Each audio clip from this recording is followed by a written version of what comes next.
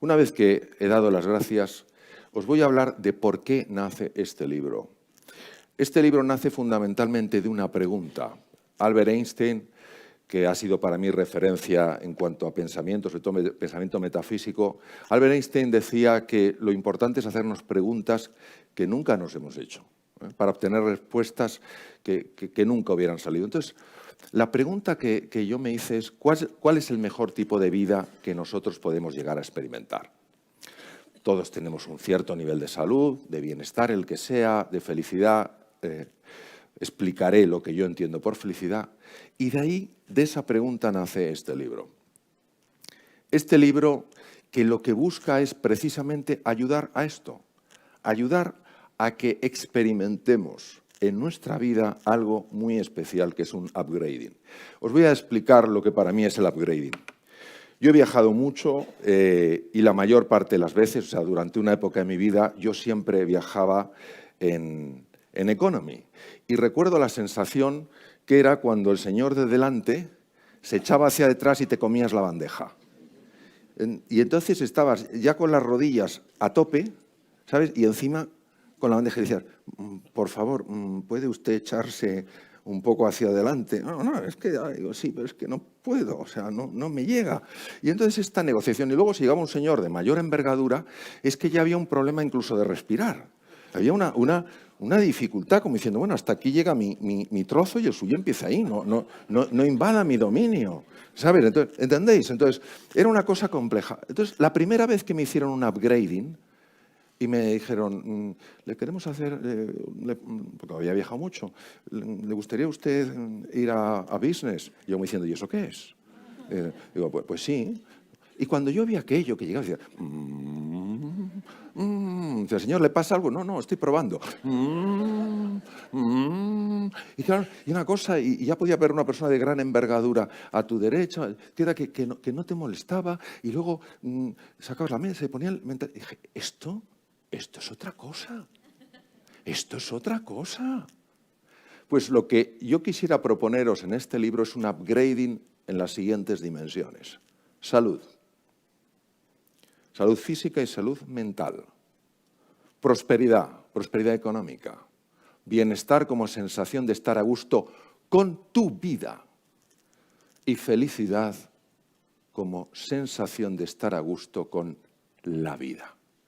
Y por eso es por lo que he dividido el libro en una serie de secciones, en una serie de dimensiones para explorar esto. Vamos a ver.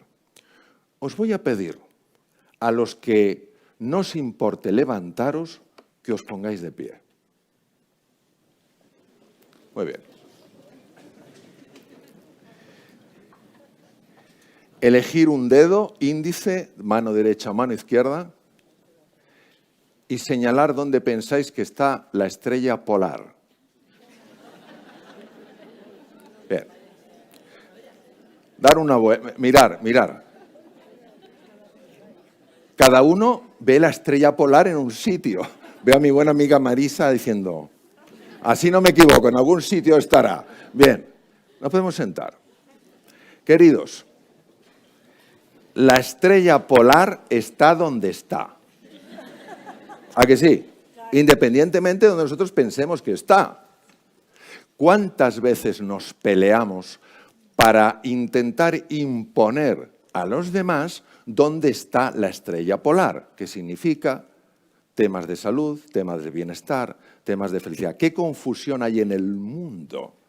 Cuando tú tengas esto serás feliz y luego resulta que llegan donde se supone que estaba la estrella feliz y no son felices.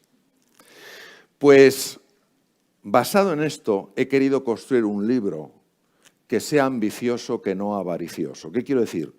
Que sea muy claro en sus propuestas, pero que para nada diga que son las únicas que existen. ¿Vale? Es decir, esto es un camino como puede haber otros. Por tanto, el libro lo único que hace es señalar con un dedo hacia donde podría estar la estrella polar, donde podrías tener esa vivencia profunda de un nivel distinto de salud, de bienestar, de prosperidad y de felicidad. El dedo no pretende ser para nada la experiencia de estar con la estrella. Lo que te marca es un sendero. Te marca una dirección porque si no, ¿qué nos pasa? Que cada uno pensamos que la estrella polar está en un sitio diferente y viene alguien que habla muy alto y como mucha firmeza dice, no, la estrella polar está ahí. ¿Y usted en qué se basa? No, lo soñé anoche. ¿Entendéis? Entonces necesitamos una serie de referencias que tengan sentido, no que sean las únicas, pero que tengan sentido en nuestra vida para ese upgrading. Por tanto, el mapa ha de mostrarnos cómo navegar en un terreno incierto con la ambición, el anhelo, no la avaricia, la ambición, el anhelo, no solo de generar salud, bienestar, prosperidad y felicidad para nosotros, sino para los demás. Aquí el tributo al ego es muy peligroso, es tan hábil, es tan sutil, es tan ingenioso en sus disfraces. Entonces nosotros cuando pensemos en bienestar, en felicidad, en salud, en prosperidad, es importantísimo que pensemos no solo en nosotros, sino también en los otros. Que abramos esa mente y sobre todo que abramos ese corazón. Y para poderse fajar, para poderse entrenar en este camino, necesitamos entender que es como si fuéramos por una cordillera. Tuve la ocasión de conocer en México a Michael Phelps, el mejor nadador de la historia. Sabéis que nadie tiene más medallas olímpicas que él, es un hombre encantador. Bueno, es como un armario ropero. O sea, yo me puse al lado de él, estuve hablando con él, y la verdad es que Yoda era un gigante al lado de cómo yo me veía. Un hombre que tiene como un 50 y pico de zapato y tal. Y él hablaba de lo duro a veces que es conseguir las cosas. Entonces, hoy en día que parece que la cultura del esfuerzo no sirve, aquí tenemos a mi querido amigo Richard Vaughan, el día pasado estaba hablando con él, le decía, claro, dice, parece mentira que hoy en día, digamos, aprenda usted inglés como un nativo y mientras duerme. Esto es como una cosa espectacular, ¿eh? Pero es que mordemos el cebo, porque queremos seguir creyendo que este camino es un camino fácil y es un camino para héroes y para heroínas. Lo que pasa es que yo delante de mis ojos solo estoy viendo héroes y heroínas y por tanto es un camino para todos los que estáis aquí. Es un camino para desplegar nuestra realidad y alcanzar nuestra plenitud. Y es verdad que nos sentimos muy pequeñitos. Nos vemos como esa pequeña figura, que algunos la veréis, y con ilusión, con paciencia, que no es el aguantarse, sino el adaptarse al ritmo natural de las cosas, con compromiso, que solo significa levantarte una vez más de las que te caes, y con esas personas, con ese espíritu de esas personas que se mueven sabiendo que van a llegar, Vamos avanzando poco a poco, a veces subimos, a veces bajamos, a veces subimos, a veces bajamos, hasta que verdaderamente esa estrella, que en el fondo está dentro de cada uno de nosotros, brilla con especial intensidad. Este camino, y por tanto así lo escribo en el libro, está basado en unos principios y está basado en unos valores. Lo que ocurre es que los principios son muchas veces tremendamente contraintuitivos. Tremendamente contraintuitivos. No es que no sean lógicos, es que van en completa oposición, están en completa oposición con condicionamientos mentales previos que tenemos y que nos hacen pensar, nos hacen creer que si basamos nuestra vida en una serie de principios y apostamos por una serie de valores, vamos a tener problemas. Y no es así, es todo lo contrario, pero la alucinación óptica está tan bien tejida que damos más valor al espejismo que a la realidad. ¿Y cuál es la principal dificultad de estos principios? La tremenda resistencia que ponemos a algo que para una razón no ampliada no tiene sentido. Por ejemplo, la generosidad, desde el condicionamiento mental que tenemos, no tiene sentido. Daros cuenta con qué facilidad, cuando uno hace un acto que considera que es generoso y no recibe respuesta, daros cuenta con qué frecuencia cerramos el corazón. ¿Qué pasa cuando hay personas que son generosas? Porque es su forma de ser y de estar en el mundo. ¿Realmente la realidad les dice, ¿eres tonto, eres tonta o no? Yo creo que no. Lo que me haría muchísima ilusión es que entendiéramos que hay una forma, hay un camino para ir cerrando ese gap, esa brecha, esa hendidura que hay entre quiénes estamos siendo y quiénes estamos llamados a ser. Y estamos llamados a ser quien somos en realidad, floreciendo y alcanzando nuestra plenitud. No tiene sentido vivir nuestra vida asustados, desesperanzados, con sensación de impotencia. Qué importante es, como decía mi queridísima amiga María Villota, entender que la vida es un regalo. Pero ¿cuántas veces no la vivimos como si fuera una penalidad, un sufrimiento? Bueno, ¿de dónde procede este gap? Primero, de nuestra visión tan limitada de las cosas. La arrogancia humana, la soberbia humana, se basa en creer que lo que veo yo es lo que es. Y por tanto me cierro a cualquier otra cosa. Estamos tan convencidos de que lo que nuestros sentidos marcan es la única realidad, que el resto nos molesta. Lo que se sale de ellos nos molesta. Lo suprasensorial, lo trascendental. Eso nos parece una cosa extraña, nos parece poco creíble. En segundo lugar, nuestra obsesión por tener siempre la razón. Siempre la razón. Yo tengo la razón. ¿Por qué? Porque tengo más años, porque tengo más conocimientos, porque tengo más experiencia, o sea. Nuestra obsesión por tener siempre la razón. Y no nos damos cuenta que esto no es que sea bueno o malo, es un condicionamiento mental y daña mucho las relaciones humanas. En tercer lugar, la desconexión de nuestro cuerpo. Es impresionante el nivel de desconexión que tenemos con el cuerpo. Esto es muy difícil de explicar con palabras. Yo he tenido experiencias profundas de reconexión con el cuerpo. Y es que tenemos la sensación de que el cuerpo es una máquina. Eso sí, compleja, pero es una máquina. El cuerpo tiene una inteligencia tan enorme. Yo me acuerdo una vez, fijaros, iba a operar, yo he hecho mucha cirugía endocrina, que es cirugía de tiroides, etc. Y yo iba a operar un bocio, un tiroides, agrandotiroides muy grande, pero es que este era el tiroides más grande que yo había operado nunca. Era tan grande que se metía por el cuello y se apoyaba sobre el corazón, sobre las tres chimeneas, los tres grandes vasos que salen del callao de la aorta. O sea, era una cosa tremenda. Y yo había hecho mucha cirugía de tiroides, pero aún así dije, madre mía, esto, de tal manera que teníamos preparado incluso para hacer una esternotomía, en fin, para si teníamos que liberar desde la parte torácica.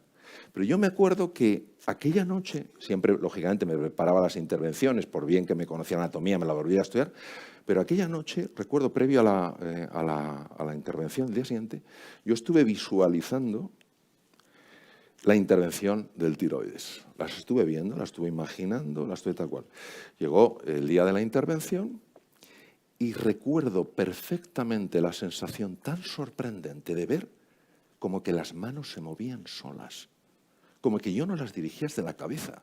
O sea, era una cosa, era una fluidez, era una precisión en el movimiento que dije yo, lo miraba con sorpresa y gratitud. Entre unas cosas y otras, no hubo que abrir el externo, salió perfectamente, la operación fue muy bien. Es decir, hay muchas fuerzas dentro de nosotros a las cuales no les damos ni una oportunidad de que afloren.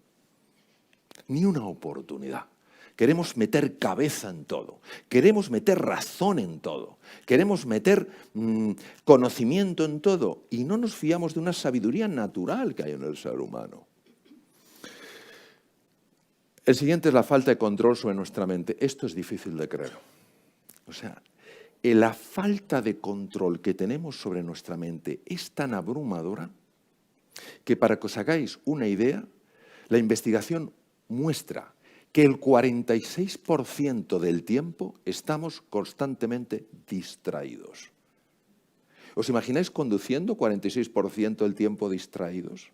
¿Os imagináis una conversación con tu pareja, con un hijo, con un cliente, el 47% distraído?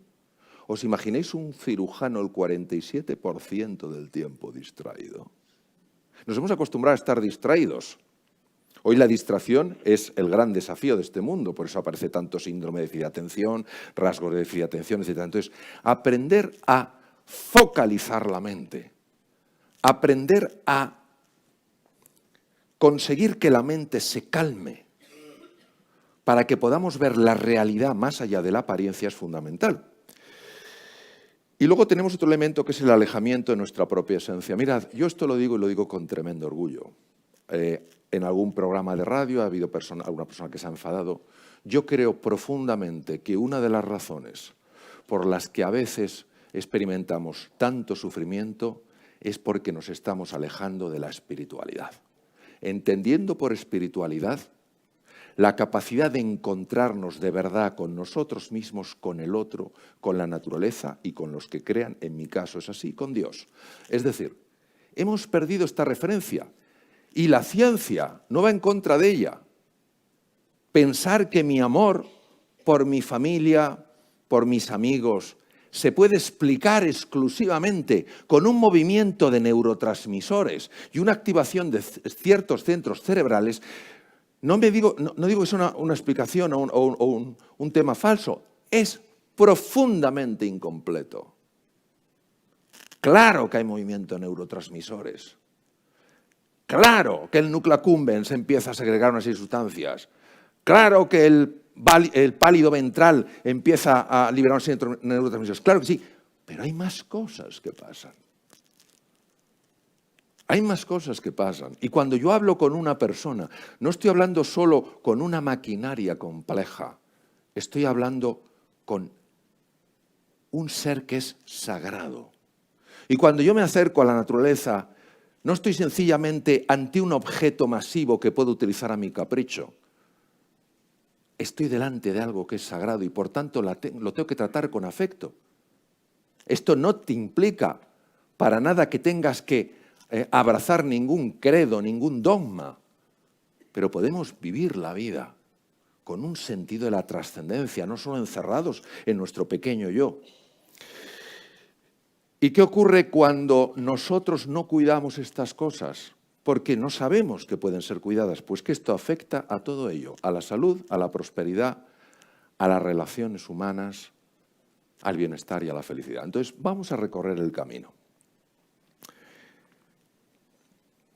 Para quitar, para hacer desaparecer ese gap,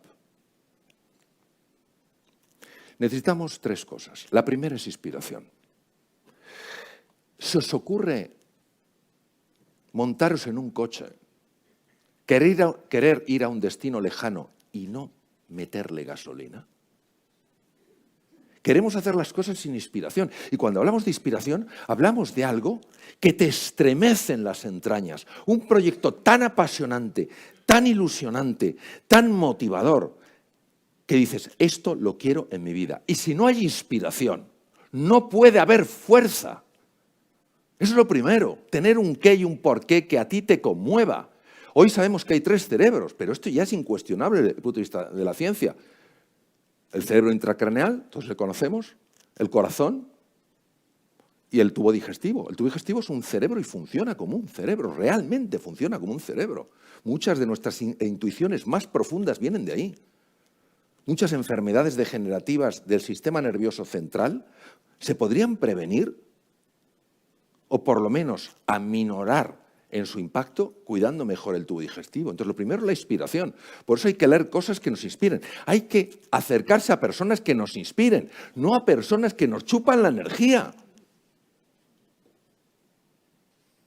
Que han hecho de ello un deporte.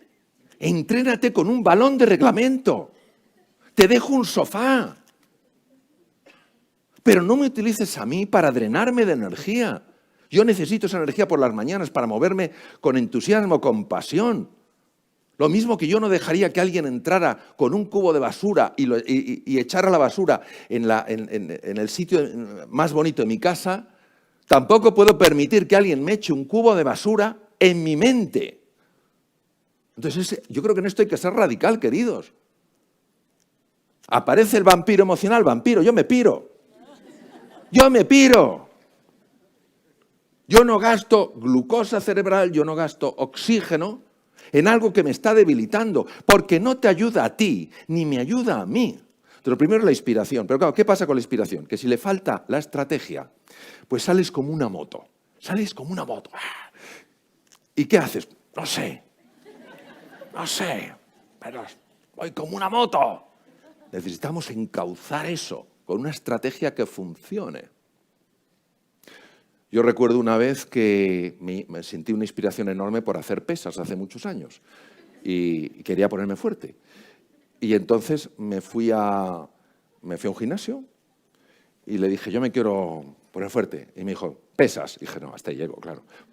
Y digo, ¿qué hago? Y dice, pues nada, ponte a levantar. Me puse a levantar pesas y estuve una semana sin poderme mover. ¿Me entendéis? O sea, acabé con unas contracturas que era una cosa que parecía Quasimodo. O sea, salí del gimnasio así y los otros días cada vez peor. Eso no es una estrategia, eso no es un plan adecuado. Tú has visto mi pasión, pero no la has encazado bien. Y luego hace falta entrenamiento. Vamos a ver, hay que entrenarse. Y quien no se entrene, quien no sea disciplinado, no es ni mejor ni peor, pero no va a tener resultados.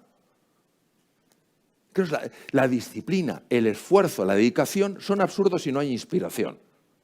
Pero si tienes inspiración, necesitas la disciplina y necesitas el entrenamiento.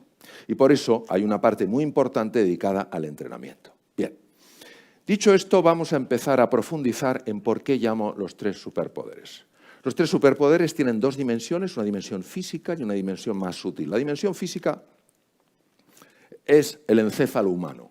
Nosotros hoy sabemos, se sabe desde hace mucho tiempo, no penséis que es un descubrimiento reciente, sabemos perfectamente que hay una parte del encéfalo que se llama sistema límbico, le llaman a veces cerebro emocional, límbico viene del limbo anillo. Sabemos que en esos núcleos, en esos haces nerviosos, tiene lugar todo el movimiento afectivo de un ser humano. Si destruyéramos esa parte enorme del encéfalo, tendríamos un ser mucho menos emocional. Por ejemplo, el sistema límbico no es que no exista en los reptiles, pero está mucho menos desarrollado. ¿Qué quiere decir? Que si buscas una mascota que te quiera, mejor un gato o un perro que una lagartija. Porque no tengo nada contra las lagartijas, pero su sistema límbico no está tan desarrollado. Entonces, el sistema límbico es clave. El sistema límbico, ¿de qué sale el sistema límbico? Sale tu pasión, tus ganas de hacer las cosas, tu ilusión, tu compromiso. Sale esa fiebre positiva que te pone en marcha. Pero claro, necesitamos también una estructura encefálica que tenga la capacidad de canalizar esa energía. Decir, Mario, por aquí sí, Mario, por aquí no. ¿Y por qué por aquí no? Porque por aquí, si te metes por aquí, vas a tener que poner un esfuerzo tremendo y los resultados van a ser muy pobres. Te vas a desalentar y no vas a seguir. Bien, entonces esa parte pertenece a todo lo que son las áreas llamadas prefrontales que están justo delante de la circunvolución o del área más que circunvolución, del área premotora. Esas partes del cerebro son expertísimas en la capacidad de analizar, en la capacidad de negociar, en la capacidad de aprender, en la capacidad de imaginar, en la capacidad de recordar. Y luego nos hace falta el superpoder de las manos, que está en el tronco del encéfalo. El tronco del encéfalo es una estructura que me ha apasionado toda mi vida. Parece el tallo de una flor y el tronco del encéfalo es la estructura más vital. Cuando se lesiona el tronco del encéfalo, madre mía, qué situación más complicada. De entrada, lo más fácil es entrar en un estado de coma, ¿no? Y en el tronco del encéfalo hay unas estructuras maravillosas, son dos columnas que cuando se ven en microscopio parece una red, lo cual no sería muy raro en el tejido nervioso, pero aquí llama la atención el tipo de red y se llama sustancia reticular. Y la sustancia reticular que recorre todo el tronco del encéfalo, hay una parte de ella que se llama sistema reticular activador ascendente, que lo que hace es que cuando tú estás inspirado por una posibilidad Cuando tú tienes una estrategia para lograrlo, pero no sabes dónde empezar a hacerlo, esta parte empieza a activar el encéfalo de tal manera que como una linterna busca oportunidades.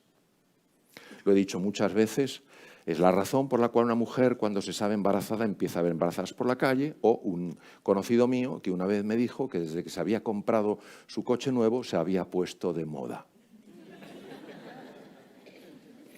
Sorprendente.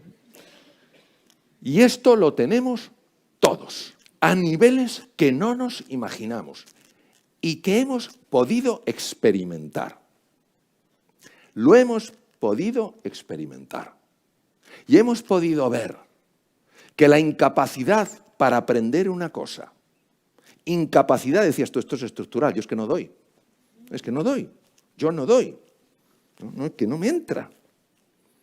Cuando tú tenías una inspiración profunda, cuando tenías una estrategia aunque fuera sencilla, y te ponías en marcha como los que saben que pueden, aunque parezca que no pueden, al final aparecían cosas absolutamente tan inimaginables que lo primero que generaban en ti era sorpresa, sobresalto y admiración. ¿De dónde estaba esto? Que yo no lo conocía. La inspiración, a nivel sutil, de esa parte nuestra, el sistema límbico, obviamente estoy hablando a un nivel muy físico, a un nivel mucho más profundo. La estrategia de toda la parte de esa cognición de esas áreas prefrontales y la acción, esas manos, de la capacidad de ver dónde puedes actuar. Hay que poner a trabajar el cerebro de una forma nueva. Hay muchas personas que me han preguntado, y esto es normal, y se preguntan a muchas otras personas, dicen, vamos, Mario, ¿es verdad que utilizamos el 1% del cerebro? Vamos a ver, ¿cómo vamos a saber si utilizamos el 1% del cerebro si no sabemos lo que es el 100%? Lo que sí sabemos, ¿quiénes sois aquí amantes del fútbol? Muy amantes del fútbol. Bien, pensar en vuestro equipo. Cuando vuestro equipo juega un partido de fútbol, ¿verdad que juegan todos los jugadores? ¿Verdad que esos jugadores pueden jugar muy bien o muy mal? El encéfalo humano siempre se activa en todas sus partes, en todo lo que hacemos, dada la complejidad. Pero puede jugar de una forma o puede jugar de otra. Si se activan los núcleos amigdalinos, cuando no se tienen que activar, el jugador delantero, que es el área prefrontal, no sabe ni dónde está la bola. Cuando una persona se levanta y está pensando en todo lo malo que le va a ocurrir y todas las bofetadas que le van a caer, le caen de todas partes. Porque su sistema reticular activador ascendente busca ocasiones donde lo más probable es que te caiga una bofetada. Entonces nosotros lo que necesitamos es aprender a hacer que esa maravilla, esos 100.000 millones de neuronas, 100.000 billones de conexiones, donde cada neurona se conecta con 10.000, o en el caso de las neuronas de Purkinje del cerebelo, hasta con 250.000 diferentes, jueguen como un equipo. Y así puedes conseguir que el que parece un estudiante torpe sea un estudiante extraordinario. Y el que parezca una persona sin recursos sea una persona que sorprenda por sus tremendos recursos. Y no estamos hablando porque queramos pensar esto, es que sabemos que esto es así. Pongo el ejemplo, esto lo he sacado del libro, pongo el ejemplo de una presa. O sea, ¿qué movimiento de aspas va a haber si no cae el agua? Pero si cae el agua y no hay aspas que se muevan, ¿cómo se va a generar la corriente eléctrica? Pues lo que tenemos que hacer es eso, activar esas potencias.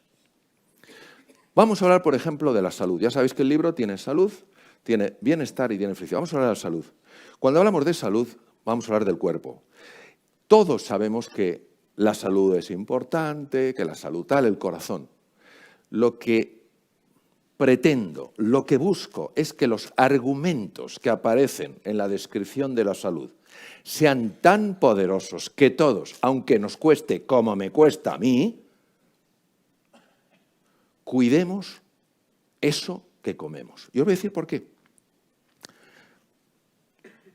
La epidemia que tenemos hoy en día, no ya digo de obesidad, sino de algo que se llama síndrome o proceso inflamatorio crónico, es de no creérselo. Los estados prediabéticos no paran de aumentar.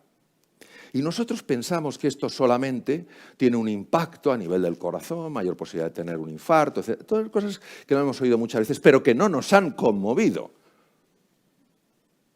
¿Qué pasaría si supiéramos que cómo comes afecta la posibilidad de que tengas o no una enfermedad de Alzheimer?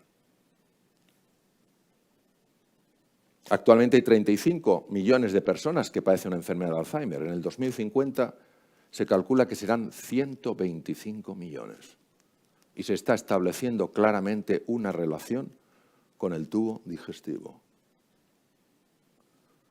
Vosotros sabemos que el ejercicio físico es capaz de aumentar el nivel de 3 sustancias, el factor neurotrófico derivado del cerebro, el factor de crecimiento del endotelio vascular y el factor proinsulínico, factor insulínico de crecimiento, y que son fundamentales para que se formen nuevos vasos sanguíneos en el cerebro, para que se formen nuevas conexiones en el cerebro, y que esto puede ser profundamente alterado o estimulado con la nutrición.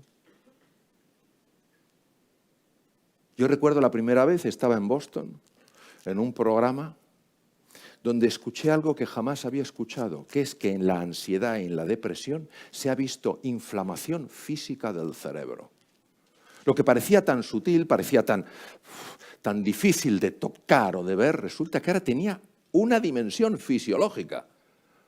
¿Sabéis que esa inflamación puede bajar cuando tú añades ácidos grasos poliinsaturados, como pueden ser nueces, como pueden ser pescados azules? Estamos hablando de cosas que no solamente están afectando al corazón, que es muy importante, sino que están afectando al funcionamiento de la mente. Entonces nosotros lo que queremos tener es un cerebro que funcione muy bien, porque estos tiempos no son para cerebros que no funcionen bien. Lo mismo que el ejercicio físico. A ver, a mí el ejercicio físico no es una cosa que me encante. Y si lo hago, ¿qué lo hago? Lo hago porque sé que estoy mejor y porque sé las cosas que están haciendo en mi cabeza.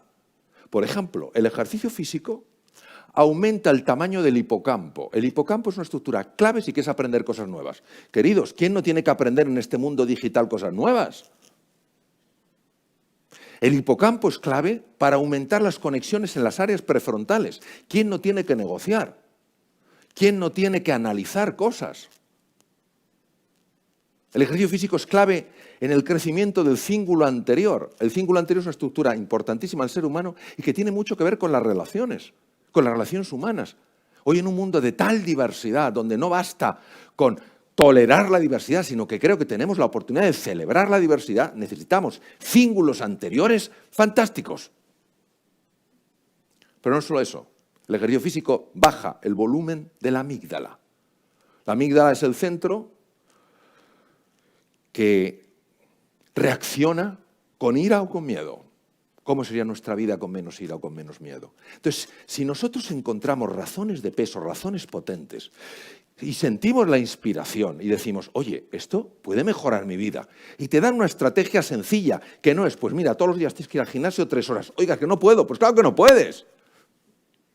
Pero hay un paseíto rapidillo,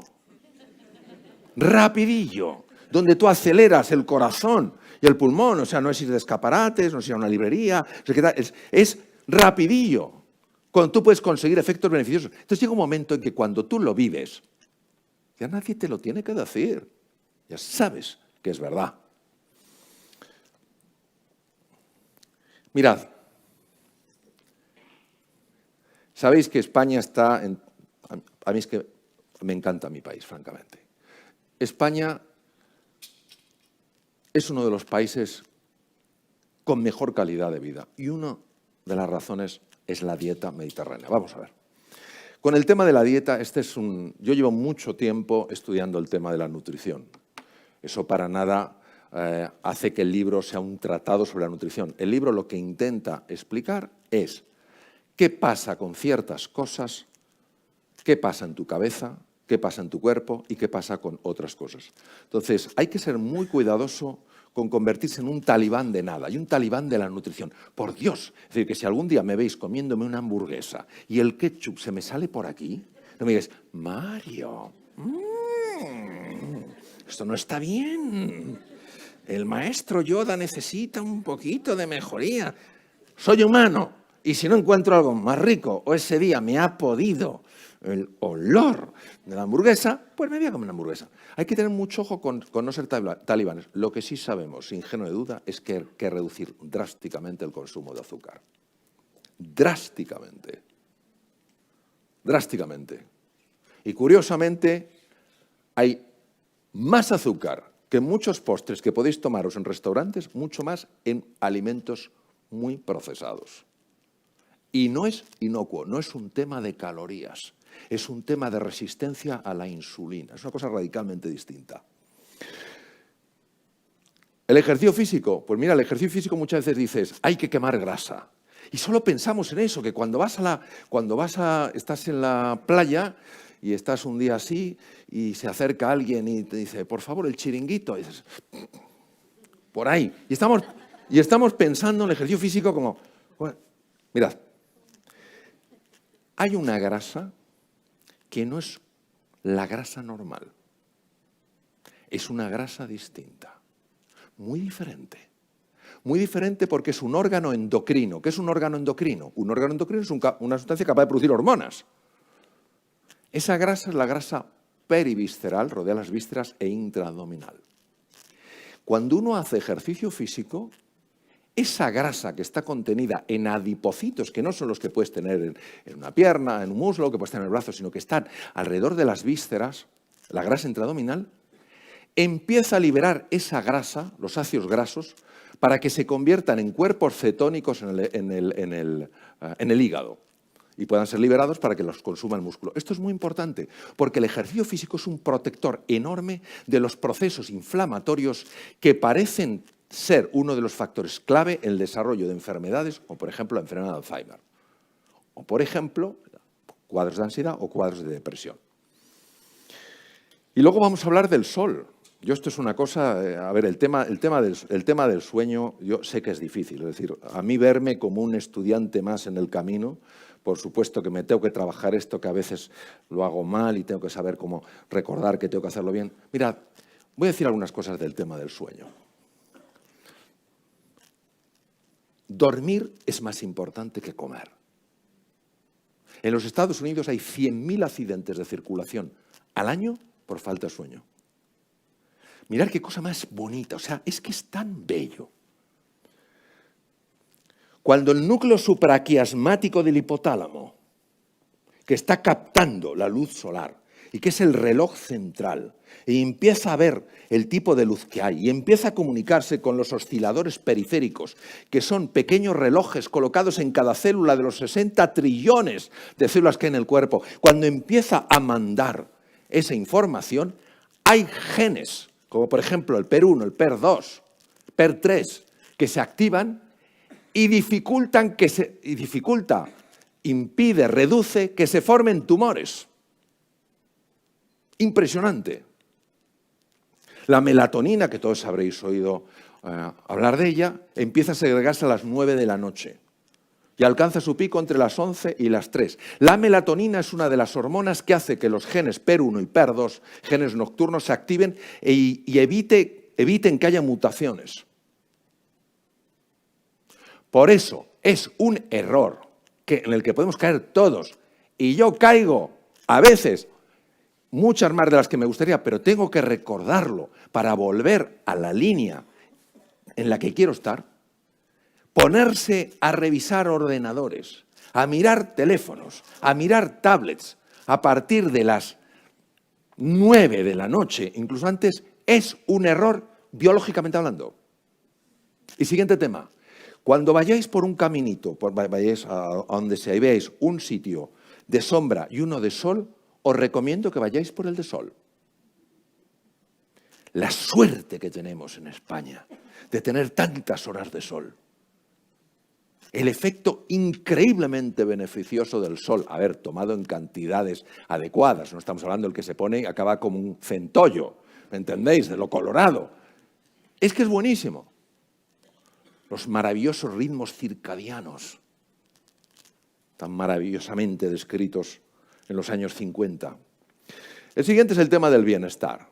que tiene que ver con la prosperidad y tiene que ver con la mente. Vamos a ver, queridos, en esto sí que soy radical. No hay un solo ser estúpido en el planeta. No hay un solo ser tonto en el planeta. Lo que hay son estados mentales en los cuales es imposible ser inteligente. Una cosa es el hardware y otra cosa es el software. No hay ningún problema con el hardware. No hay un solo problema con el hardware. Hay muchos problemas con el software. Y hoy sabemos que hay dos estados mentales súper frecuentes, tan frecuentes que ya se han normalizado. Uno de ellos corresponde al estado mental de una persona que se siente en peligro y no tiene por qué estar en la sabana africana o en la selva india. Llega a una reunión y se siente juzgado. Va a haber un cliente y se siente juzgado. Va a un sitio, el que sea, y se siente criticado, la zona de supervivencia, porque activa mecanismos muy bien descritos por el profesor Walter Cannon, ganó el Premio Nobel de Fisiología por eso, desde Harvard, mecanismos de resistencia, ataque, defensa, huir, ponerme irritable. Es tan frecuente hoy en día, es tan frecuente esto que se ha normalizado, como si fuera lo normal. ¿Y qué pasa? Que cuando la sangre tiene que ir a los músculos, no puede ir a la cabeza, porque la cabeza consume demasiada sangre y el organismo está interpretando que es una situación de peligro. Y lo que se está viendo mucho es un estado mental, se llama burnout, la persona quemada.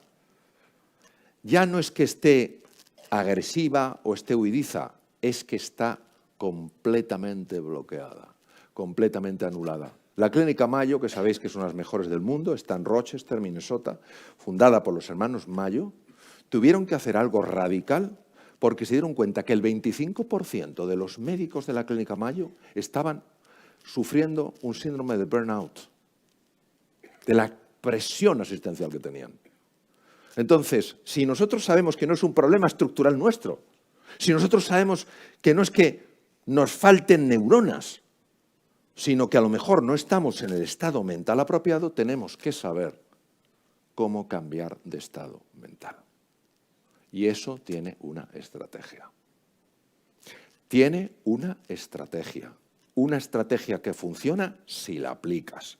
Y cuando tú ves que aquí eras tontito, muy tontito, y aquí de tontito vas teniendo menos, y aquí de tontito no tienes nada, y aquí ya eres listito, dices, anda, resulta que hay un camino, y ya no es estructural, ya es funcional, tiene una lectura radicalmente distinta. Y entonces puedes pasar a la zona de recuperación, zona de renovación, tremendamente estudiada, sobre todo por una serie de profesionales magníficos, y luego a la zona de máximo rendimiento. Los grandes líderes en los colegios, en las empresas, en las sociedades, consiguen que la mayor parte de las personas estén en las zonas de renovación o en las zonas de excelencia.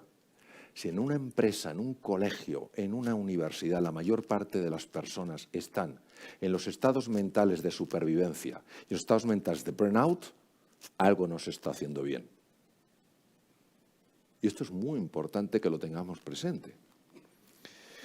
Y luego tenemos el tema más sutil y el más complejo, que es el tema de la felicidad. Vamos a ver, la felicidad no tiene que ver, como así lo concibo yo, con el tener. Tiene que ver con el ser. Por eso los anhelos del ser no se pueden rellenar con el tener. Son dos cosas distintas. La felicidad es una condición interna del ser humano que se proyecta hacia afuera en forma de alegría, en forma de serenidad, en forma de encuentro, en forma de fraternidad. El bienestar es algo que te viene de fuera. Oye, en este auditorio maravilloso está mucho mejor que estuviéramos en una salita ahí todos encogidos. Son dos cosas diferentes. Entonces muchas veces las confundimos y donde haya confusión hay que poner distinción. Y la felicidad es una puerta a otra dimensión. Es una puerta a la trascendencia. Viene del latín transcando, ir más allá. Es decir, la felicidad como estado contemplativo donde la experiencia es radicalmente distinta al bienestar. Como dice un maestro mío, Alfonso López Quintás, un magnífico filósofo, un prodigioso escritor, el bienestar tiene que ver con el goce, la felicidad tiene que ver con el gozo.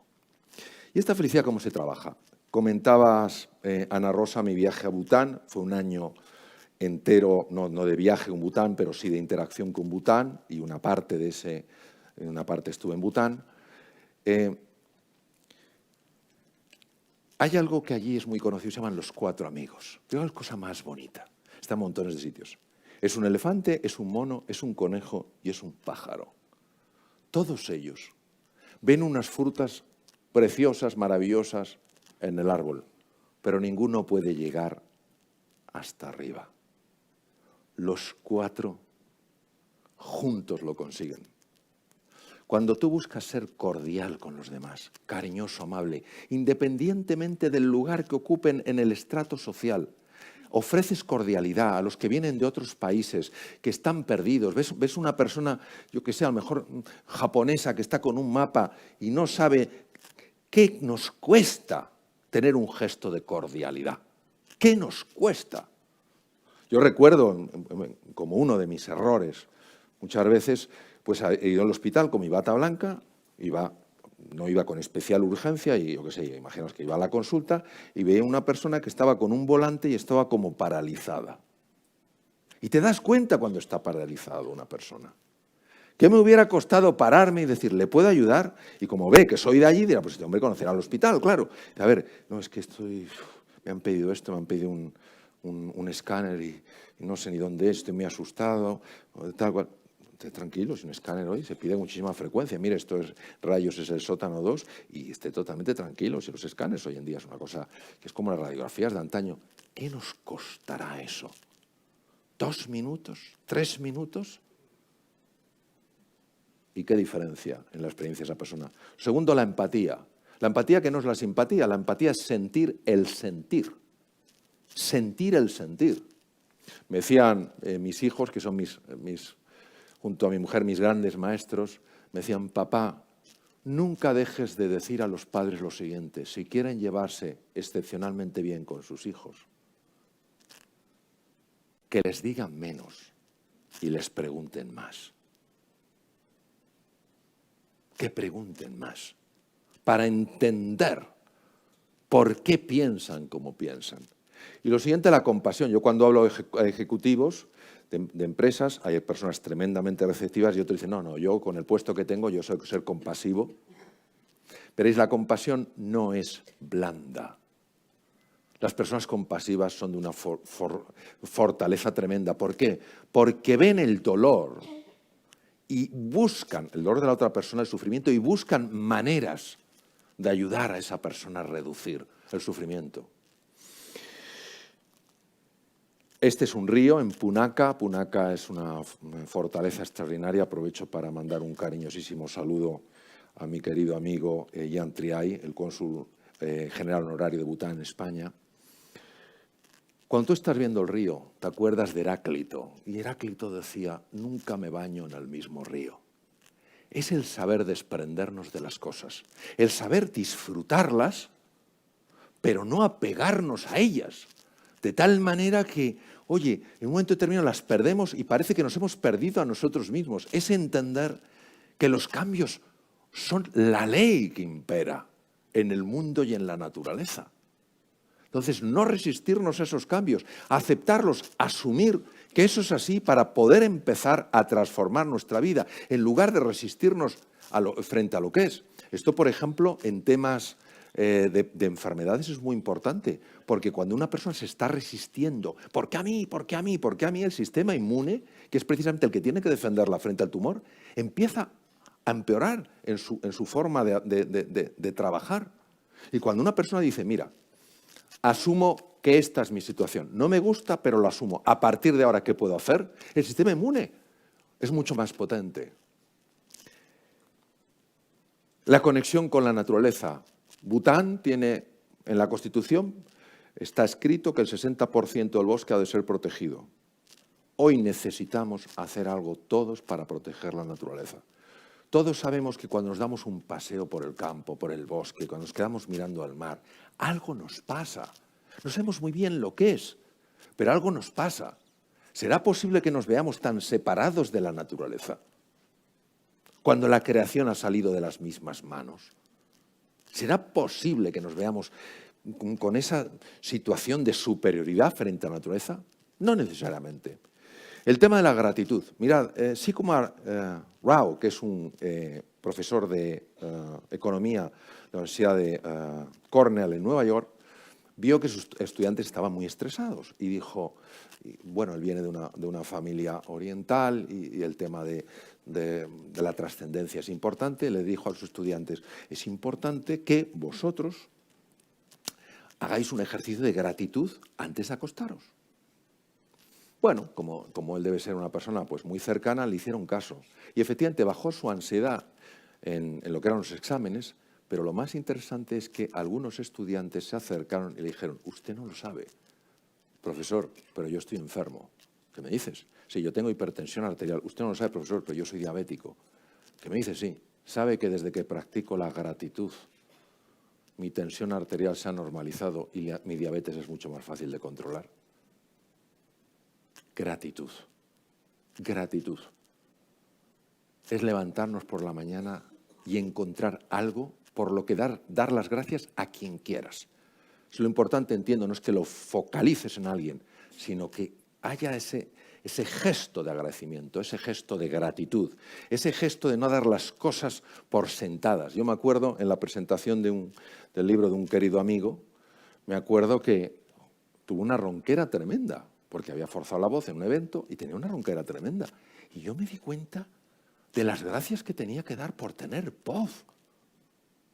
Y me acuerdo una vez que estuve en un sitio donde tocaba una música maravillosa, y aunque os parezca mentira, había sordomudos ahí, captando lo que podían. Y digo, ¿cómo es posible que me enfade porque el filete está un poco duro, porque el camarero no ha sido suficientemente simpático, o porque no he encontrado hueco para aparcar?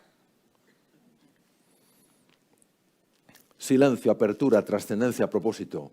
Lo que veis ahí arriba es uno de los sitios más espectaculares que he conocido nunca. Se llama Tiger's Nest, la guarida del tigre. Es un lugar donde te parece imposible que puedas llegar a subir de lo alto que está, pero al final acabas subiendo porque tienes la inspiración, hay un caminito y vas poquito a poco, ¿no? Mirad, yo creo que tenemos que volver a aquello que parece que no sirve para nada, porque no es utilitario, que es momentos de recogimiento, momentos de serenidad, momentos de silencio. Vamos demasiado deprisa y estas prisas no son buenas ni para la salud, ni para el negocio, ni para la prosperidad, ni para la felicidad. Y se están dando cuenta de esto en montones de sitios, en empresas donde están empezando a cultivar esto, en hospitales donde se ha visto que mejora la salud. Ya son más de 30 años de investigación médica. Entonces, de vez en cuando buscar un sitio donde estés tranquila, donde estés cómoda, donde estés cómodo, y dejar que ese barro que todos tenemos en la cabeza se vaya sedimentando, poco a poco, porque la condición natural de la mente es la serenidad. Lo impostado es la turbulencia, lo natural es la serenidad. Vamos a hacer un pequeño ejercicio para conectar con el núcleo del ser humano. Es un ejercicio muy sencillo, se llama la presencia de una montaña. A mí me lo enseñaron, lo practico y me parece que es muy útil y que es muy bonito. Y ojalá os guste y os sea útil. Entonces os voy a pedir, por favor, que lo que tengáis, si tenéis un cuaderno o algo así, lo dejéis en el suelo, no se lo deis al vecino, porque si no el vecino es el que lo tendrá que hacer, y tomar una posición con la espalda bien pegada en la silla. Los que estáis de pie, aseguraros que la posición es firme, ¿vale? Las piernas descruzadas y los brazos apoyados sobre los muslos, ¿vale? Con las palmas de las manos hacia arriba. Es decir, puede ser así o puede ser así, sobre el regazo, ¿vale? La respiración es natural. Este no es un ejercicio de yoga, es diferente. La respiración es natural, respiras, si tienes la nariz bien, inspiras por la nariz y expiras por la nariz, procurando amablemente que la expiración sea un poquito más larga, pero sin forzar nada. O sea, si ves que tienes que forzar un poco, nada. Bueno, vamos a por ello. Entonces, os voy a sugerir, os voy a proponer que cerréis los ojos.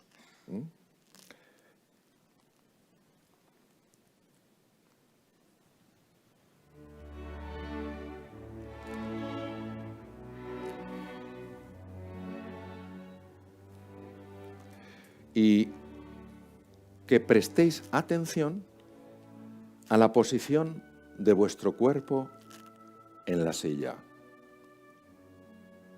Sencillamente es tomar conciencia de tu cuerpo apoyado en la silla, la espalda tocando el respaldo de la silla, los pies apoyados firmemente en el suelo.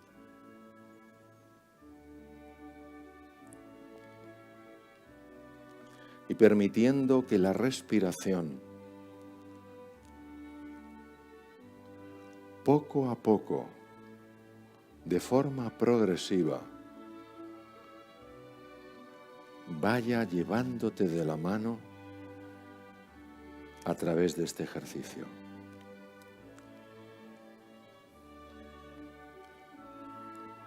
Observa, por favor, los movimientos suaves de tu respiración en la región del abdomen.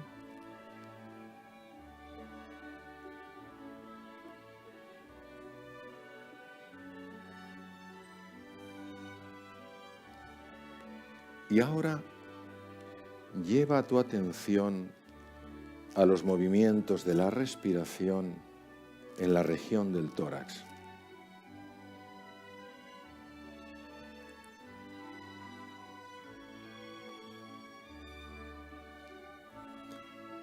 Y ahora lleva por favor tu atención a las sensaciones del aire entrando y saliendo por los orificios de la nariz.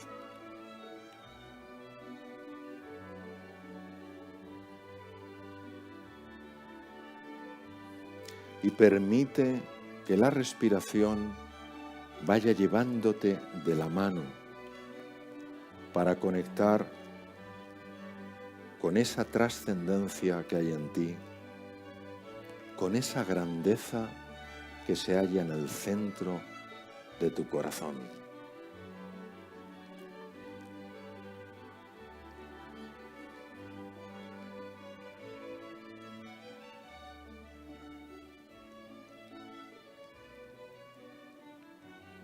E irás notando cómo con cada expiración el cuerpo se va aflojando, relajando aún más y sin perder esa posición, esa presencia erguida. La tensión se va desvaneciendo y una agradable sensación de calma y de paz va llenando cada rincón de tu ser.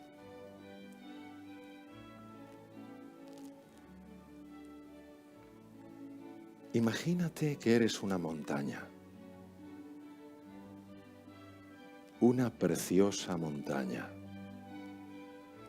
cuya cima toca el cielo y cuya base está profundamente enraizada en la tierra.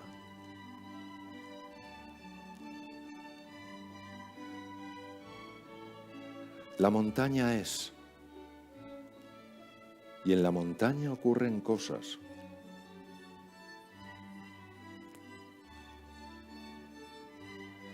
Y hay veces que llegan los duros y fríos inviernos. Son los momentos donde te ves en una situación difícil. Tal vez que tú consideras que es insuperable, que no tienes capacidad, que no tienes talentos, que no hay recursos en ti. Pero la montaña sabe que aunque esa situación sea difícil, que aunque todas sus laderas estén cubiertas de nieve, aunque soplen los fríos vientos, la montaña sabe que ella es, que hay algo más profundo, una presencia, algo que la mantiene estable, que la mantiene serena, que la mantiene confiada, incluso en medio de la adversidad. Y después del invierno llega la primavera. Es un momento donde uno ha superado las dificultades. Los proyectos empiezan a florecer. Aparece de nuevo la música que sustituye el forzado silencio del invierno.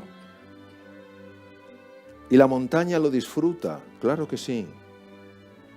Pero la montaña sabe que la primavera también pasará, pero que su presencia como montaña no pasará. Y después de la primavera llega el verano. Es el momento de recolectar, de cosechar tantos esfuerzos, de disfrutar, de celebrar los colores del verano, las imágenes del verano. Y la montaña sonríe y aún así sabe que ella no es ni invierno, ni primavera, ni verano.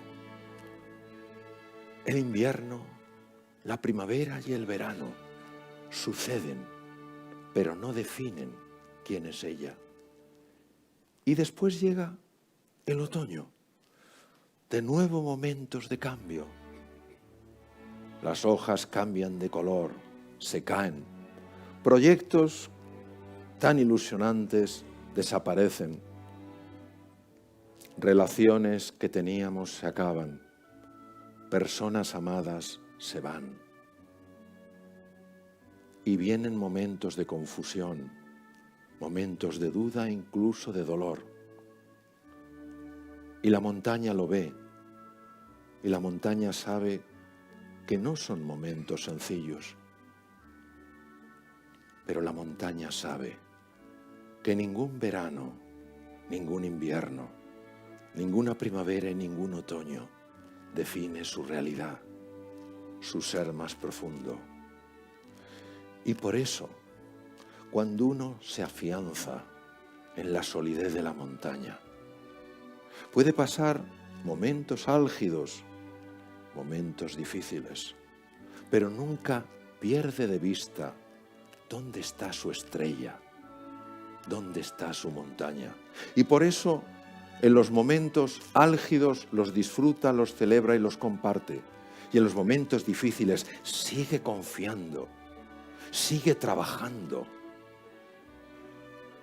sigue buscando, sabiendo que va a encontrar.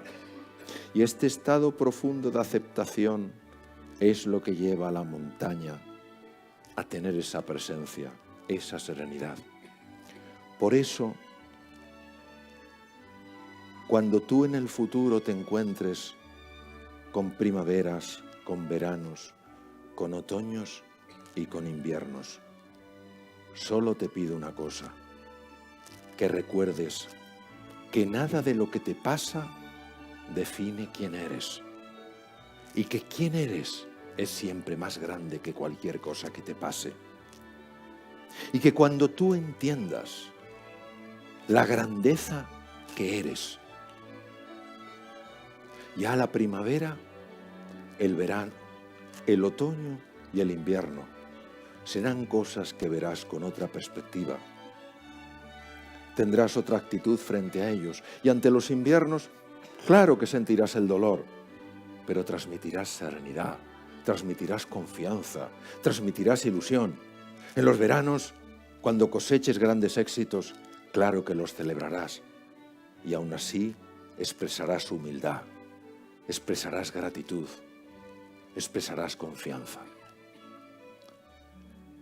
Tú eres esa montaña, tú eres esa presencia. tú eres la estrella polar. Y ahora vamos a volver poco a poco al nivel de conciencia del que partimos. Os voy a pedir, por favor, que toméis 1, 2 o 3 respiraciones profundas. 1, 2 o 3 respiraciones profundas y vayáis poco a poco abriendo los ojos. Poco a poco abriendo los ojos y nos vamos a estirar como hacen todos los animales inteligentes en el mundo, que es estirarse. Estirarse. Eso es. Bueno, queridos, muchas gracias por vuestra atención. Muchas gracias. Gracias. Muchas gracias.